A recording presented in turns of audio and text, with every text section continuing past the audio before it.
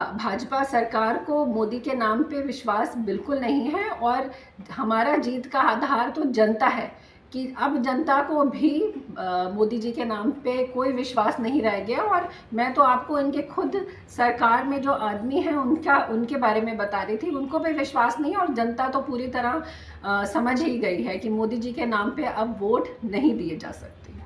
धन्यवाद। चल रहा है, भाजपा वाले अपने दावे करते हैं, कांग्रेस वाले अपने दावे करते हैं। हमारे साथ हमारे दिवंगत विधायक भूपेंद्र चौधरी जी की पुत्री हैं, जो आजकल कांग्रेस के लिए काम कर रही हैं।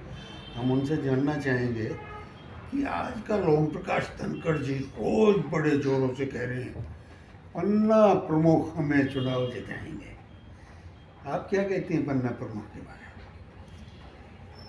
जी, पन्ना प्रमुख की बात करें तो पन्ना प्रमुख, इतना बता दूं कि पन्ना प्रमुख इनको मिल नहीं रहे हैं। इनके पास मेरे पटौदी क्षेत्र की बात करती हूँ तो 247 बूथ हैं, उनके लिए इनको अभी पन्ना प्रमुख नहीं मिले हैं पूरे। और इसका रीज़न भी मैं दे देती हूँ क्यों नहीं मिले। क्योंकि पन्ना प्रमुख अगर गांव में जाएंगे तो गांव की सड़कों की हर जगह गंदगी है और इतनी बुरी हालत है सब चीज़ों की, क्योंकि वो गांव में जाने से डर भी रहे हैं।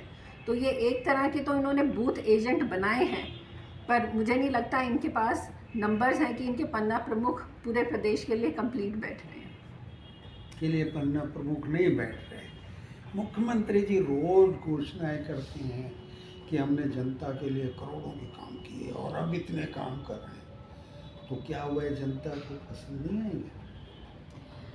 जी, हम बड़े खुश हैं कि मुख्यमंत्री जी रोज़ घोषणा कर रहे हैं। उनको घोषणा में हमारी पार्टी बड़ी खुश है, वो घोषणा करते रहें, पर जनता जो है वो हमारे पास आ रही है। क्योंकि आज आटा, दाल, चावल सब पे टैक्स जो लगा दिया, यहाँ तक कि गंगा जल पे भी टैक्स लगा हुआ है।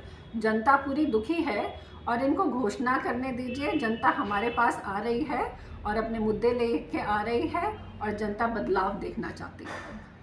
अच्छा, राजनीति में वो कहते हैं कि कांग्रेस में फूट है, संगठन नहीं बना। उनके बारे में आप कुछ कहेंगे? मैंने जैसे पहले भी कहा कि ये उनका है, इनको फूट की राजनीति करने दीजिए और मैं इस बारे में ज़्यादा नहीं कहूँगी। धनखड़ जी अपना काम करें, हम जनता देख रही है। खट्टर जी अपने काम किस तरह से कर रहे हैं वो भी जनता देख रही है। और फूट की बात मैं यहाँ नहीं करना चाहूँगी। और जनता जानती है कि कहाँ पे फूट है और कहाँ पे नहीं है।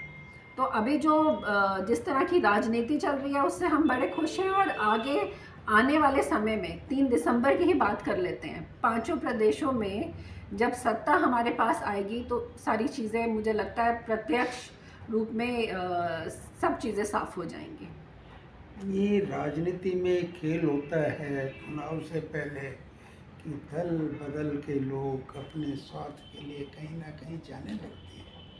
तो अब ये समय आएगा, आपकी पार्टी के लोग भी कहीं जाएंगे क्या? हमारी पार्टी के लोग तो हमारे साथ हैं, पर मैं आपको इतना बता दूं कि चाहे कर्मचारी हों या विधायक हों या बड़े नेताओं की भी बात कर लें, मुझे लगता है कि सब कहीं ना कहीं एक मौका ढूंढ रहे हैं किस तरह कांग्रेस पार्टी के साथ आएं और आगे जुड़ें। काफ़ी कांग्रेस में आएंगे। आधार क्या है इसका? मोदी के नाम की तूती बोल रही है। जी, अगर मोदी जी के नाम की तूती बोल रही होती तो इनकी पार्टी के कुछ नेताओं की बात कर लेते हैं, खट्टर साहब की बात कर लेते हैं। मुझे लगता है कि वो करनाल छोड़ के और वो भी कभी पंचकुला कभी गुड़गांव के चक्कर काट रहे हैं। और दूसरा धनखड़ साहब की बात कर लें तो वो भी बादली छोड़ के और बादशाहपुर और इसके चरखी दादरी के चक्कर काट रहे हैं। और बाकी बहुत से नेता हैं, विक जी की भी बात करें तो जब इनके नेताओं को ही इन पे विश्वास नहीं है तो जनता की क्या बात करेंगे।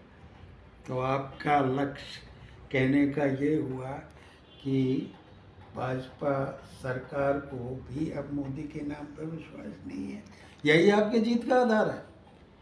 जी, भाजपा सरकार को मोदी के नाम पे विश्वास बिल्कुल नहीं है और हमारा जीत का आधार तो जनता है कि अब जनता को भी मोदी जी के नाम पे कोई विश्वास नहीं रह गया। और मैं तो आपको इनके खुद सरकार में जो आदमी हैं उनके बारे में बता रही थी, उनको भी विश्वास नहीं है और जनता तो पूरी तरह समझ ही गई है कि मोदी जी के नाम पे अब वोट नहीं दिए जा सकते। धन्यवाद।